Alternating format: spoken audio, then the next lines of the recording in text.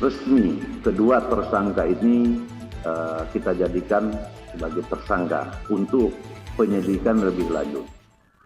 Kami bersama-sama dengan Pak Wadan Puspomat, Pak Danrem, Pak Wakapolda dengan segenap tim yang tergabung dalam tim investigasi bersama dalam penanganan kasus perjudian dan penembakan beberapa waktu lalu akan menyampaikan update perkembangan penanganan yang sudah kita lakukan. Ini adalah sebagai bentuk tanggung jawab akuntabilitas kami kepada masyarakat untuk bisa menyampaikan secara objektif, secara transparan tentang apa-apa yang sudah dilakukan dan juga bagaimana dilakukan serta apa yang akan dilakukan ke depannya. Yang pertama, saya tidak akan mengulang tentang kronologis peristiwa, tetapi saya menyampaikan bahwa kerjasama tim ini bekerja mencari dan mengumpulkan alat bukti untuk saling melengkapi, ya, untuk saling melengkapi satu sama lain, baik itu dalam peristiwa tindak pidana perjudian maupun dalam peristiwa penembakan itu sendiri.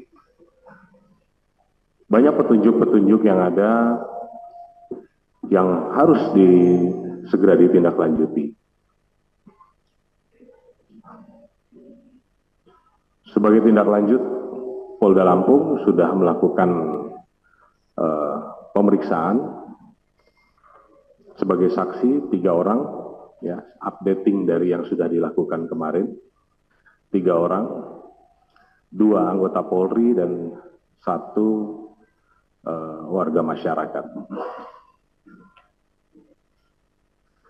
Terhadap 2 anggota Polri ini, 1 diantaranya sudah kita tetapkan sebagai tersangka perjudian, yang 1 sebagai saksi dan 1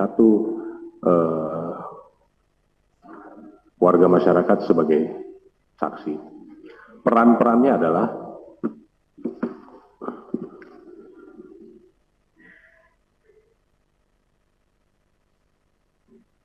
atas nama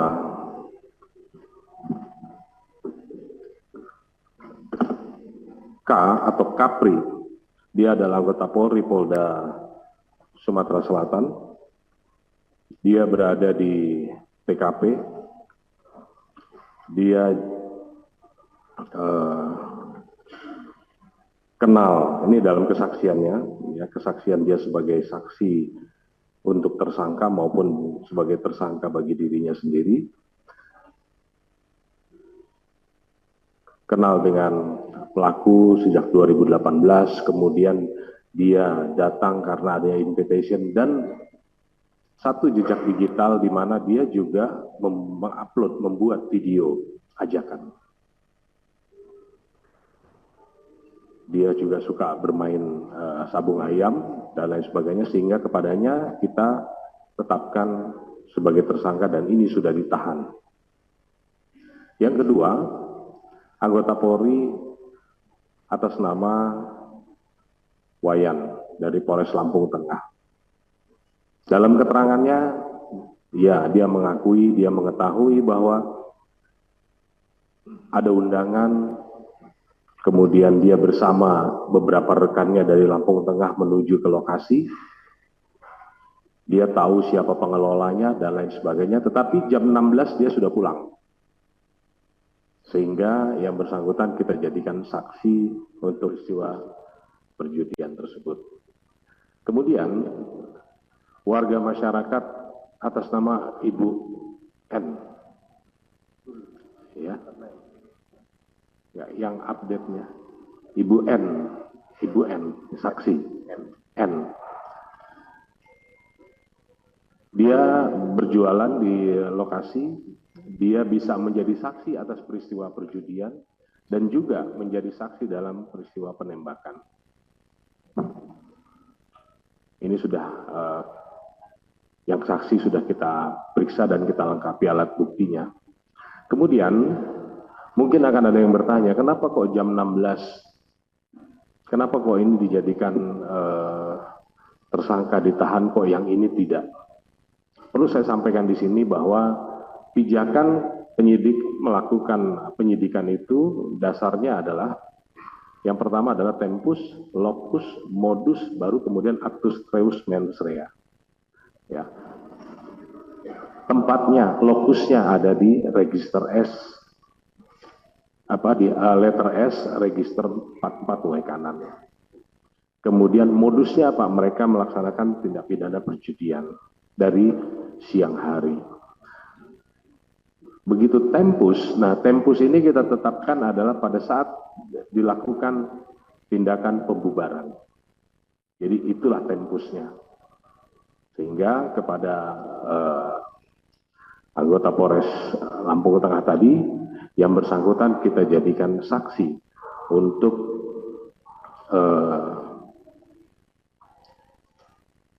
perkara perjudian dan juga penembakan. Dia saksi dalam arti saksi yang menyertakan bahwa dia kenal dan lain sebagainya. Dari updating ini kita sudah melakukan diskusi-diskusi dengan teman-teman dari Puspomat ya kemarin dan lain sebagainya, sehingga termasuk tadi malam kita juga running lakukan diskusi dan lain sebagainya, sehingga selanjutnya nanti akan disampaikan, akan dijelaskan oleh Pak Dan Puspomat tentang teknis penanganannya. Mungkin ada yang bertanya-tanya, ya, kenapa kok belum dan lain sebagainya. Kita pahami bersama bahwa masing-masing punya standar operasional prosedur, masing-masing punya teknis dalam proses penyidikan dan lain sebagainya, yang mungkin ini belum dipahami sehingga ini bisa dijelaskan. Kemudian yang berikutnya nanti begitu kita menunggu hasil lapor ya, kalau sudah keluar semua nanti kita akan melaksanakan gelar kembali bersama, kemudian berkas tersangka barang bukti ini kita akan limpahkan ke POM Angkatan Darat. Mungkin ini dari saya. Selanjutnya saya persilahkan Pak Dan Puspomat untuk bisa menyampaikan. Assalamualaikum warahmatullahi wabarakatuh.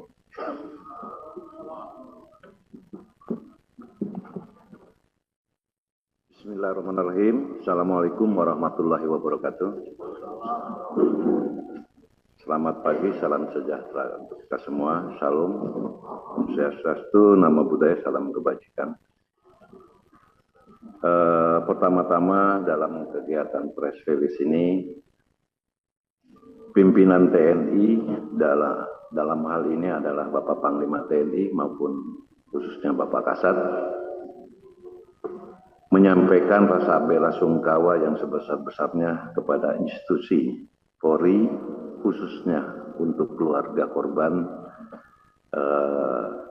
AKP Anumerta Lucianto, kemudian Aibda Anumerta Petrus Aprianto, dan Bribtu Anumerta Galib Surya Gandana